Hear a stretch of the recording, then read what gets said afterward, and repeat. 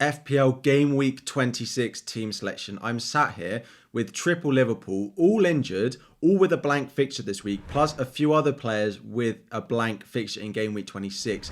So today we're going to take you through my Game Week 26 team selection, the transfers that I'm considering making this week. I'm also considering a potential -4 to get the best 11 out this week and plan for future weeks as well.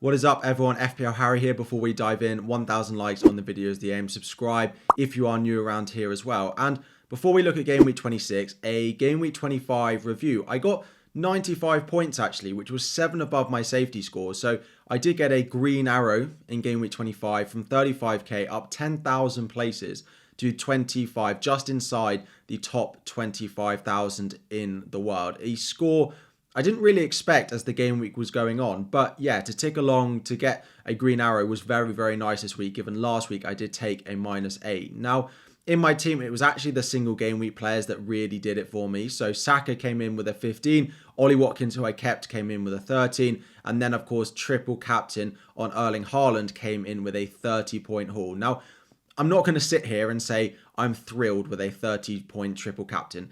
10 is kind of the minimum you want from a triple captain. Double digits, that's fine in a double for someone like Haaland. I would have wanted more. He should have had more with the amount of chances he got, but I can't complain too much. A lot of us played it on him, so didn't massively do anything for my rank, however many points he scored. Then let's talk about double Luton. So Doughty with just 1 point, but the hero of the game week is Kaminski. He came in with a 7-point return. He made 6 saves in the first game and got a bonus point, and made 9 saves in the second game. He got 7.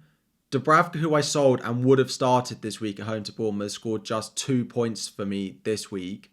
2 points for him. Kaminski with a 7. That's a 5-point difference, meaning the -4 has paid off by 1 point. I am 1 point better off because I brought Kaminski in this week over having Dubravka in my team. However, the other part of the -8 did involve buying Darwin, Jota and Doughty, which didn't go well. To be honest, I don't sit here and regret those transfers at all. I needed a cheap defender who freed up the money from Porro to buy Doughty, and I'm so glad I sold Porro because he is, of course, now injured and doesn't have a game this week.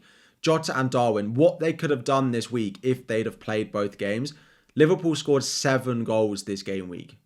If Jota and Darwin, they combined for the first goal. If they'd have played both games, then I just feel like what could have been with a pair of them. So I still feel like in hindsight, it was a good transfer. I'm glad I made the transfers, but I didn't get the points because unfortunately they did get injured.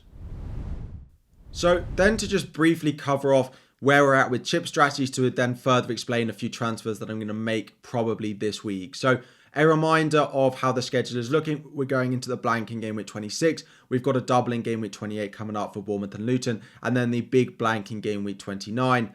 Blank and double in Game Week 34 and double in Game Week 37. Now, a few of you are asking about exactly what this means about when we'll know about blanks and doubles in our teams over the next few weeks. So going into Game Week 27, we will have Game Week 29 confirmed who's going to blank. And going into Game Week that week, we'll have a very good indication of what Game Week 34 will look like. So we'll be able to predict Game Week 34 reasonably well. And then going into Game Week 30 is when we'll either have it confirmed or have a very, very good guess, a very, very good estimate of what the rest of the season will be like. So going into Game Week 30, after the Game Week 29 blank, we should have a very good understanding of what the rest of the season look like. Now, my 2 chip strategies are strategy 1 and 2 on here. I posted these on Twitter with a little bit of explanation if you're wondering about what chip strategy to play in your team this week. 1 and 2 are going to be very popular unless there's lots of cup upsets going into Game Week 27, in which case strategy 3 or 4 with a Game Week 27 wildcard will become a little bit more popular. Strategy 1 is the free hit Game Week 29.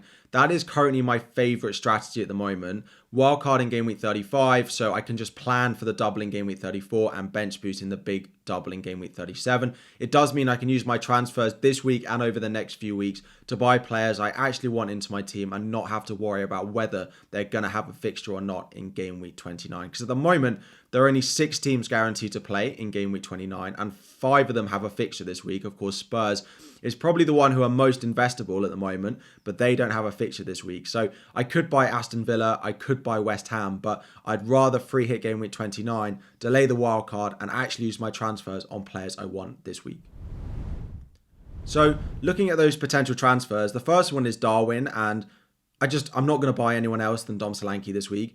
Solanke has that double in game week 28, which I'm not going to want to go without him. He has Manchester City at home this week, then Burnley away, and then Sheffield United and Luton at home in the double. There's just no other forward that I want, because if I buy someone else, I'm going to want Solanke for Burnley away next week, and then I'm definitely going to want him for a double. So if I go to someone like Højlund, who I did discuss in my transfer plans video earlier in the week, I'm now like, well, if I go there, I'm either going to have to sell Højlund again when game week 27 or 28 comes around to get Solanke, or I'm going to have to sell Haaland because Ollie Watkins is going nowhere from my team. So it doesn't really make sense to use an extra transfer.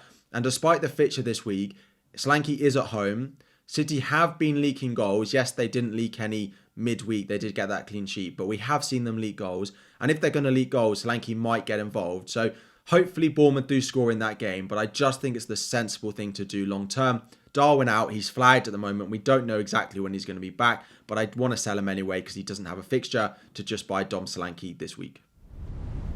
Next up in midfield, Jota is likely to be out for a longer period of time, so he is an easier sell in my team. Of course, blanks this week, but we are not expecting Jota back for Liverpool for a few months. So if you do have him, he is a sell. And there are 2 real options for me. The third option that's not mentioned here is Douglas Luiz, and I would go with him if I think I want to keep my options open for a game week 29 non-free hit, because the 2 options that we've got here are both predicted to blank at the moment in game week 29.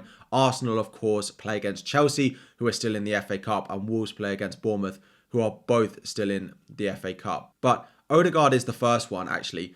He's looked so good the past couple of games, back-to-back double-digit returns, and Arsenal are absolutely cooking at the moment. They were not good in the Champions League last night against Porto, which does worry me very slightly, but they are playing a Newcastle team, which we have to admit are not defending well at the moment. Then they go away to Sheffield United, which is a fantastic fixture. Plus, they have a really nice run going, and they are probably the most informed team when it comes to scoring goals in line with Liverpool, but Liverpool don't have a fixture, and they're suffering a lot of injuries, which makes it hard to invest in them this week. The other one is the cheaper one, which maybe makes my transfers over the next few weeks slightly easier, and that is Hwang Hee-chan. I do prefer him over Neto. We aren't 100% certain that he is going to be on penalties. Sarabia of Wolves has also taken penalties for them and has a great record. I think it's 17 scored out of 17. And they've never had a penalty where both Hwang and Sarabia are on the pitch. So we don't actually know who's likely to take the penalty for Wolves. It might be Hwang, which is a little bit of a boost for him, but it's not 100% certain. But even with that, it is Sheffield United this week. Then it's away at Newcastle, which I have said is a decent enough fixture. He is likely to play up front in the absence of Cunha as well. Both of these, I think, are such good options. I kind of wish I could buy both of them into my team. I like them so much. Hwang is probably the better this week, but I can't look past the form that Arsenal are in. How many goals I just expect them to score every week. And owning Saka doesn't do anything for my rank now. Everyone has Saka, and going Odegaard as a double up could mean when Arsenal score 4, 5, 6 like they have over the past couple of weeks, and they could do with some of the fixtures they have coming up, that Odegaard could just be a great additional differential. And then into defence, Trent out. Again, we don't know when he's going to be back, but again, with no fixture this week, I do probably plan on selling him. We'll go with Wolves again. Aït-Nouri, Sheffield United at home, Newcastle away, and a nice run of fixtures going forward. I still prefer him over Dawson. It might not be the right pick on paper, but he's just more attacking. He's playing sort of left midfield. Feels very nailed at the moment. I've asked some Wolves fans and they're very positive about his minutes going forward. So I do really like what he can offer. A great fixture this week as well. The other one is Dalot. Now, Manchester United, let's see what happens with the injury potentially to Maguire, who got taken off at half-time, or was that just caused by a yellow card? They have Fulham at home this week. They have some really nice fixtures coming up as well. Of course, both these teams are predicted at the moment to have a blank in game week 29, but They're both very attacking. Nice fixtures. Manchester United probably slightly better for clean sheets than maybe Wolves have been this season, but there's not that much to pick between them.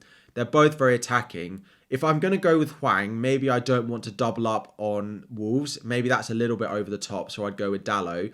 But if I'm not going to go with Hwang, then having a piece of Wolves at home to Sheffield United feels like making Aït-Nouri a better pick. So looking at my team for this week, of course, I've got 2 transfers. So I did roll last week, so I do have a little bit of flexibility in my team. Areola starting in goal. I don't have a choice. Kaminsky on my bench doesn't have a fixture, but let's see what Areola can do. Into defence, that's the first part of a -4 that I do plan on taking this week. I've got Trippier and I've got Gabriel playing against each other. It's far from ideal, but in game week 26, in a blank, you just have to put out all the fixtures you can. I do have Charlie Taylor on my bench away at Crystal Palace. And in theory, I could play him over Trippier, but I don't really want to do that. Part of the reason I'm taking a -4 this week is because I don't rate Charlie Taylor enough this week or going forward that I ever want to have to play him. So selling Trent in order to not play Charlie Taylor feels like a sensible thing to do. I do plan on buying Aït-Nouri into my defence at home to Sheffield United. That is because in my midfield, I plan on not buying Hwang Hee-chan, and I actually plan on buying Martin Odegaard to double up with Bukayo Saka.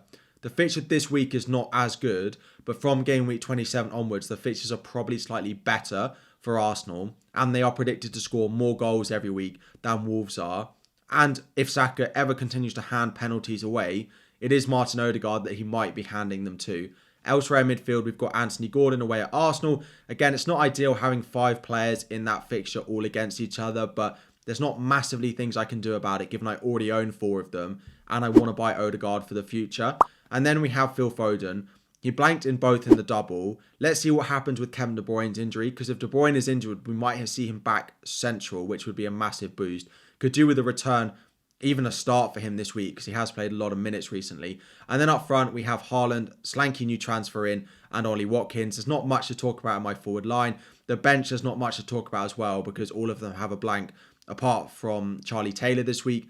Captaincy is it's probably close on paper between Watkins and Haaland. Both are on great form. Well, Watkins is actually on better form given recent returns, but I'm not going to move off Haaland. It is a good fixture away at Bournemouth. Bournemouth have been good going forward, but they have been conceding chances. So Haaland captain, Watkins vice captain is the plan with a -4 this week.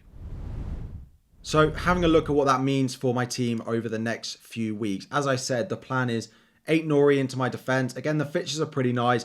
Sheffield United at home, Fulham at home, Bournemouth at home, Burnley away. I'd probably bench him in the 2 other weeks of Newcastle away and Aston Villa away and just play him in those particular 2. If I play my free hit in game week 29, I don't need to worry about that Bournemouth at home fixture. Into midfield, Martin Odegaard. Again, as I said, those fixtures coming up are really nice.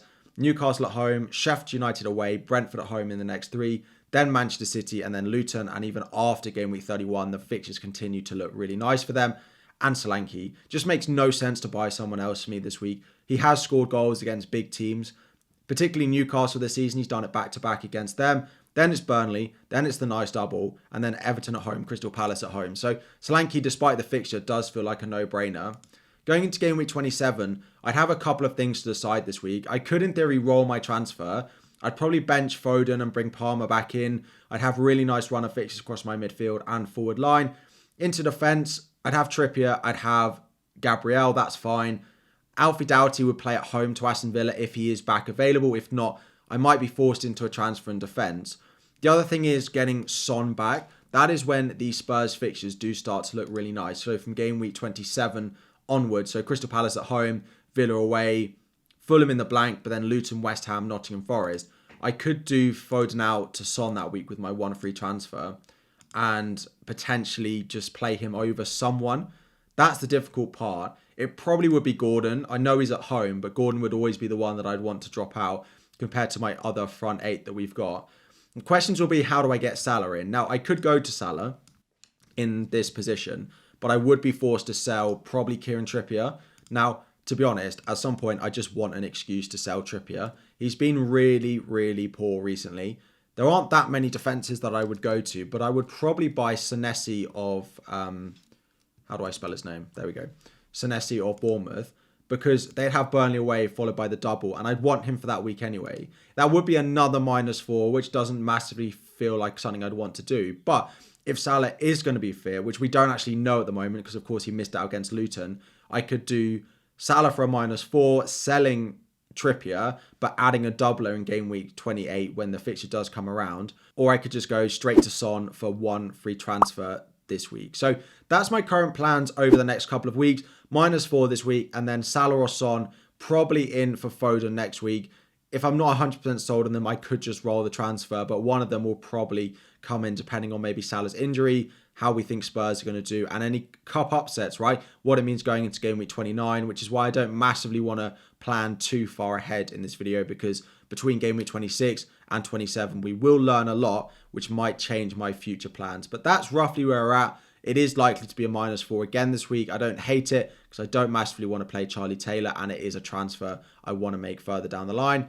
And Darwin and Jota probably both need to leave my team given injuries, and because I need Solanke in my team pretty soon. So that is my team selection for this week. We'll be back with a final decisions video on Friday afternoon and a 2-hour deadline stream on Saturday. Thank you all so much for watching. 1,000 likes on the video's the aim. Drop any questions you have about your team in the comment section down below as well. Subscribe if you are new around here, and we'll be back again very soon.